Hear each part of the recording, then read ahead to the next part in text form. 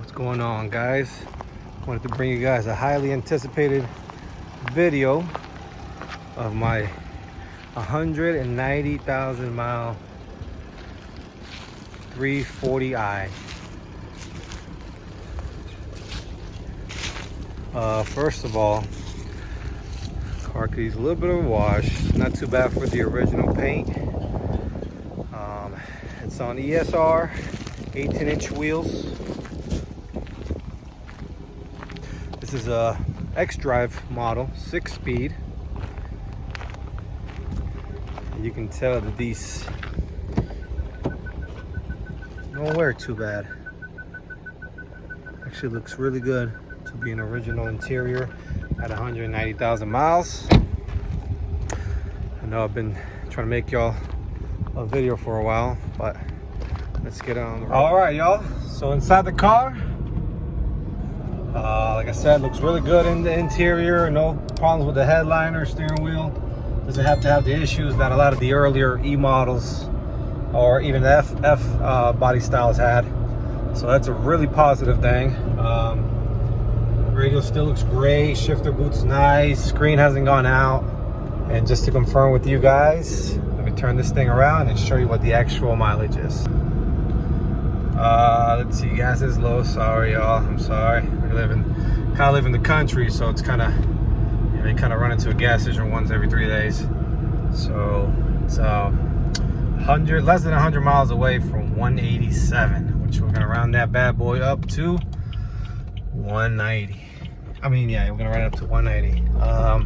So let's talk about mods. Let's talk about mods that this car has. Yeah, it's good shipping that manual. But first of all, as you might have maybe already heard, it does have a single, it's got a twin disc, motiv twin disc clutch. I think it's just the SS edition, not the SST. Car is also equipped with a Docrace top mount 9172 EFR turbo. No check engine light. It's been tuned. Car pulls great. So it's got new coil packs, as well as a stage 3 low pressure fuel pump spool. So I think it's a dual pump. It's got precision port injection kit, as well as a spool FX or FX or F180 high pressure fuel pump attached to that. It's got a charge pipe, and I think that about does it. It is lowered on H&R springs, which you guys were able to see that pretty easily. But now let's go ahead and see how this thing sounds. All right, so we are going to have the windows closed for the wind noise, but I'm going to show you just kind of what a rip sounds like in the top mount. You probably heard the burbles, but let's see if you hear any spool. Yeah, pulls great. Pulls great. Car gets up quick. Let's go ahead and turn the camera around and show you guys that way. So spool seems to be kicking in right about 3,500.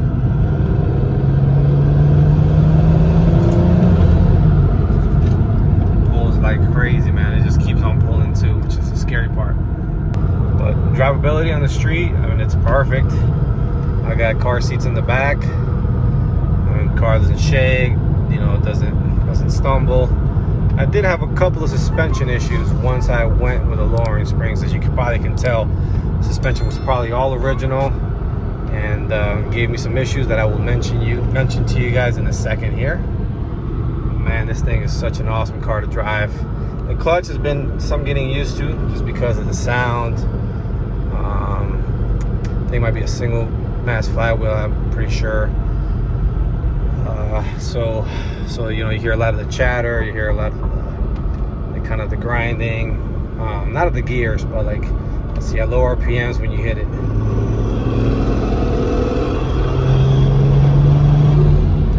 Oh man, that flutter, dude, from the turbo is insane. Oh, it does have a PCV delete kit as well from Ross Tech. So it's got a few goodies. Let y'all hear some burbles.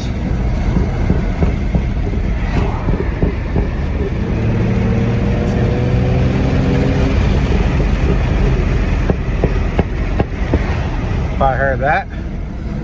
Oh, but man, every time I drive this car, man, it brings me joy. It brings me joy. It's so reliable. You know, I don't know what a misfire is on this car, honestly. You know, I did have a couple of issues engine-wise that I will talk to you guys about soon.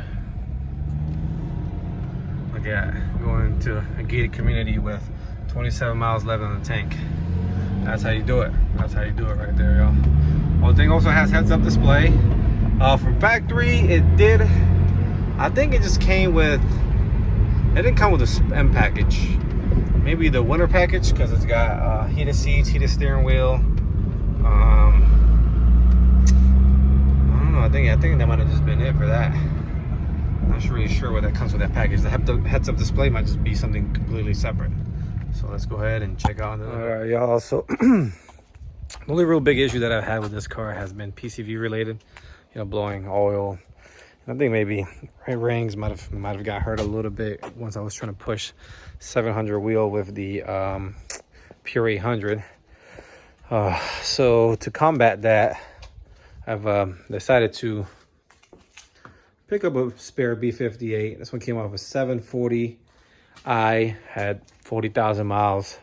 So it might, you know, I'm thinking about building that one and putting it in here, because essentially that's all this car is going to need in order to make big power. And I want to make it into a road racing car.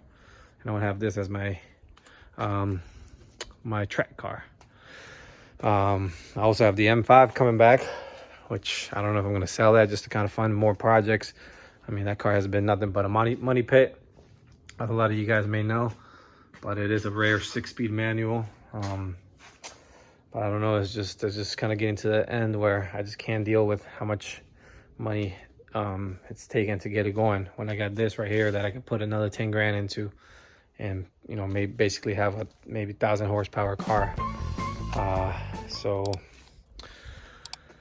yeah, y'all, let me give you a tour of under the hood, and then we'll leave the video at that. Any question you guys have about, you know, maintenance? Oh, I did want to tell you guys that once I lowered the car at that mileage, I blew out a axle just driving on the highway. So the front right axle popped out. This is all-wheel drive, so you know, exploded basically. So I went ahead and bought a pair, which was only like $190 off of Rock Auto. So that was really minor, but regardless, it was hell trying to get it back. I drove it back because I didn't want my car to get towed and broken. So okay, I'll talk to you guys later. Leave it on there.